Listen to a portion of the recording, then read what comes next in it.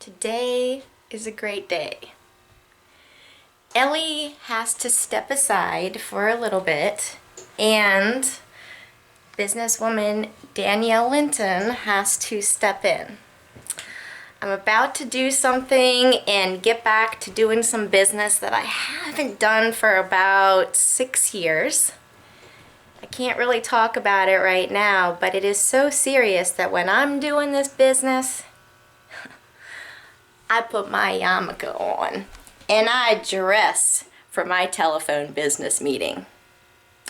Oh yes, more clues coming your way.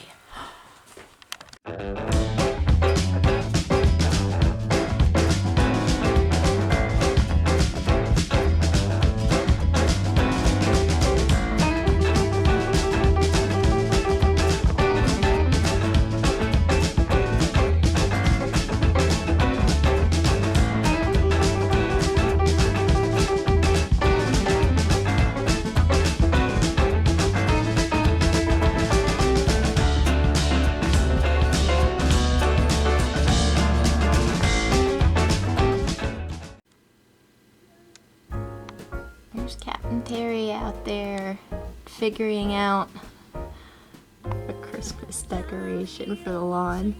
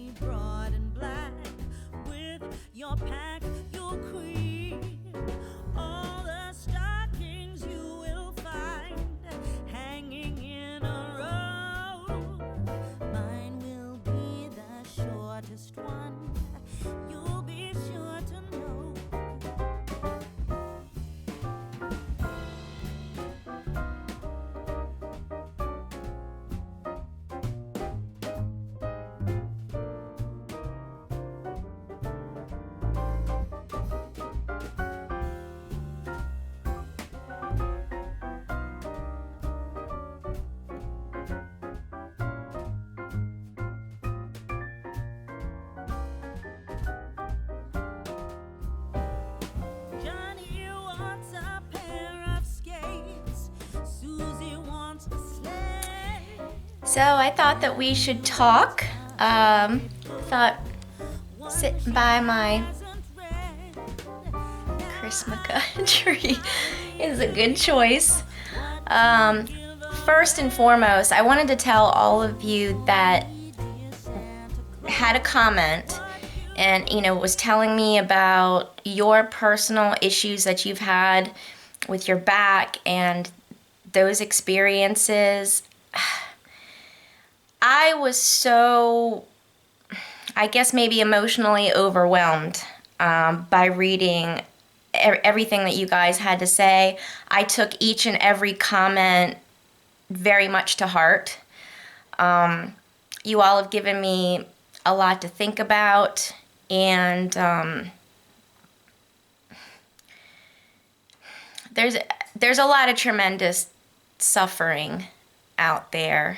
And I want you guys to know that I'm definitely thinking about you all, praying for you, and I definitely appreciate your concern and all of your really good advice that you all have given me. So I want to say thank you for that. All right, so next order of business.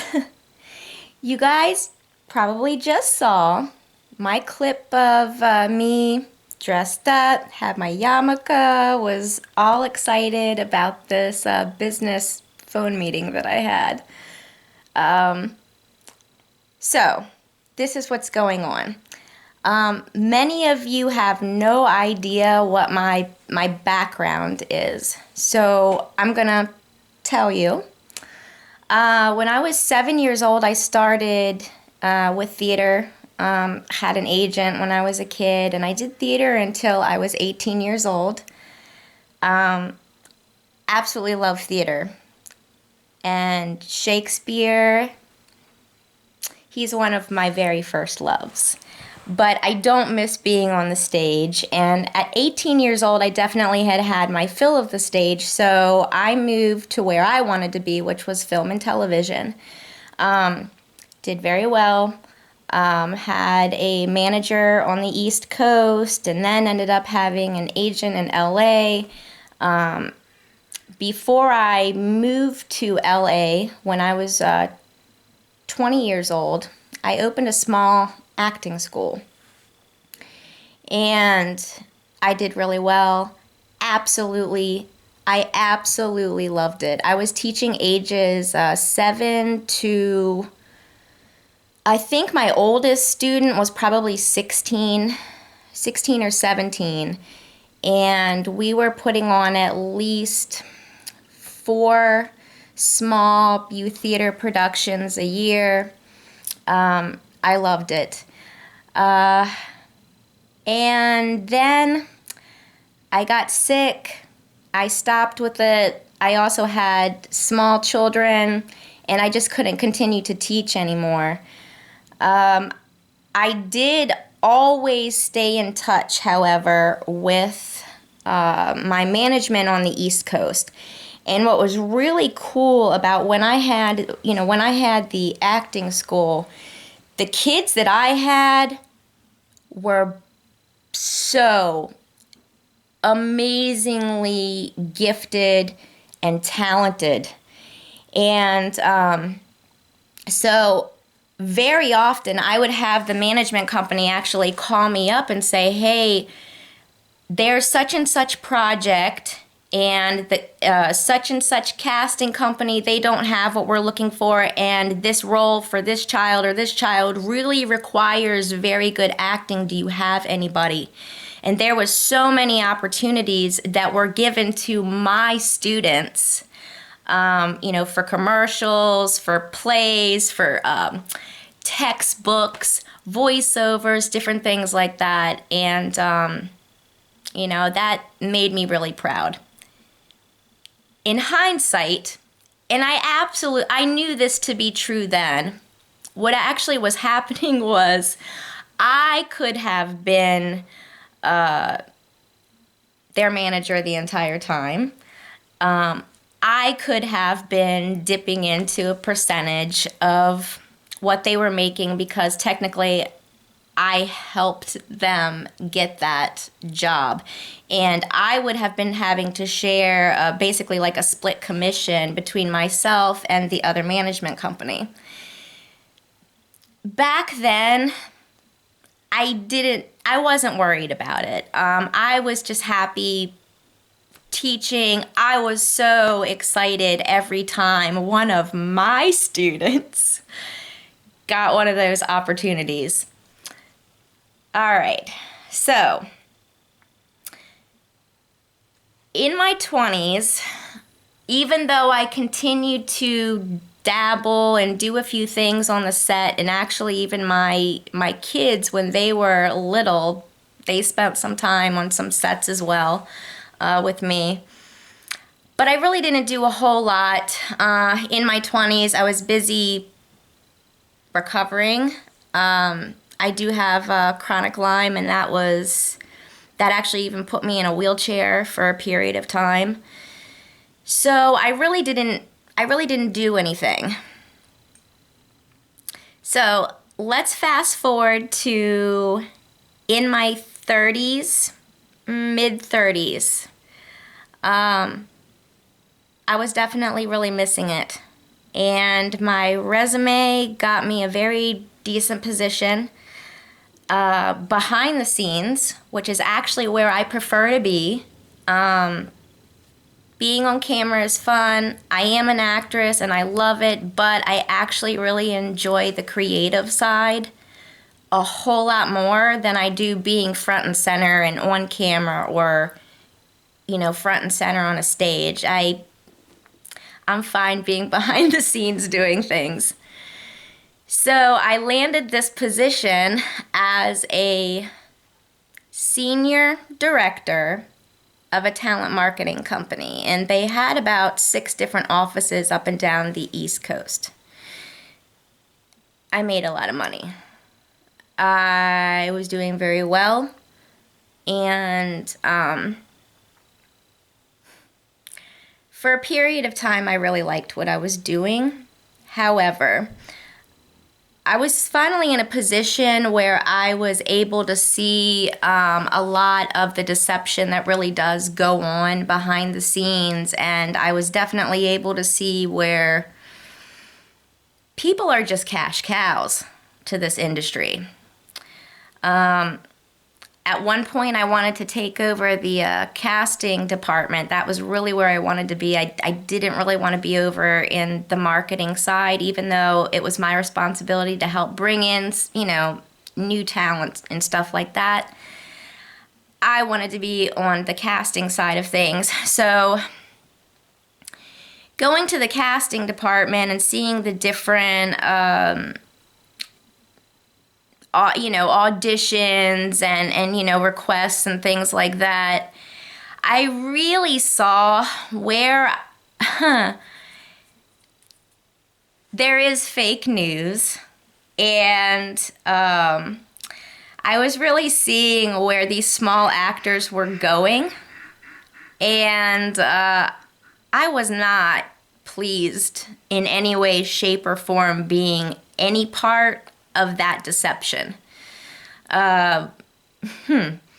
We had a boss, and she told us one time to check our soul at the door before we came into the office. That didn't sit with me very well. I don't like liars.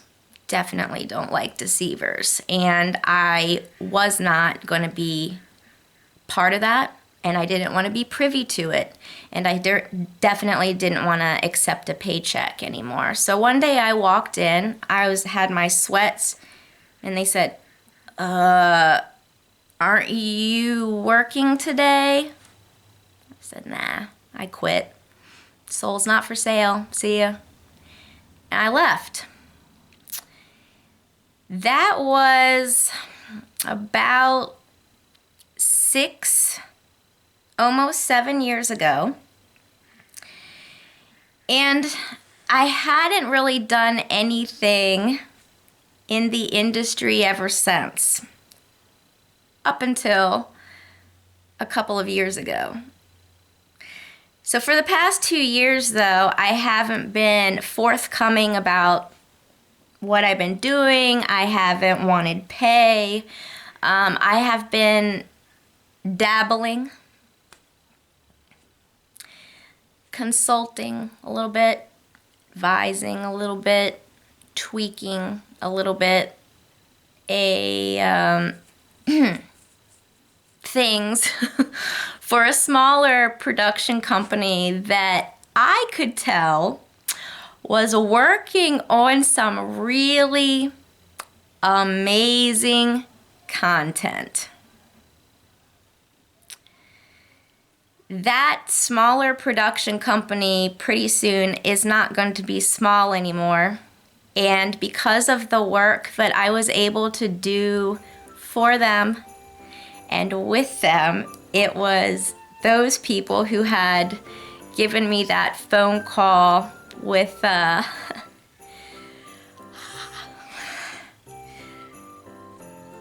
with a huge opportunity that I could not pass up. So I'm getting back in the saddle. And it's got nothing to do with any other YouTubers, especially any that I may have once affiliated with. This is the big time, and I play with the big boys, and I'm really happy that I'm getting back in the saddle. Oh yeah, oh yeah. Dumpling! Ooh, what's that? Come on! Come on! Come on! All right, we're gonna share with our friends. Come on! Oh! Hello! Why did the preacher's chickens cross the road to get to the other side? That's right. The Jewish corn is better than the preacher's corn. Here we go. They're so stinking cute though. Oh my gosh. Such pretty ladies. What in the world? What? He's all hung up on my underpanties. Good grief. Now they are stretched out.